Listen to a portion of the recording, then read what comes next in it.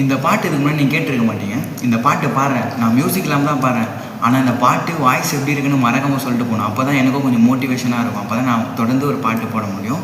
பாடுறேன், கேளுங்க. சாஞ்சிக்கவா நான் சாஞ்சிக்கவா உன் தோள் மேலே, சாஞ்சிக்கவா நான் சாஞ்சிக்கவா நீ போகும் பாத, நீருக்க யாரும் இல்லாம உறவா வந்த சொல்லாம இவழி பிரிந்தே செல்லாம இனிமே எல்லாம் நீதானே, உயிரின உடனிருப்பேன். ஓ சாஞ்சிக்கவா நான் சாஞ்சிக்கவா நீ போகும்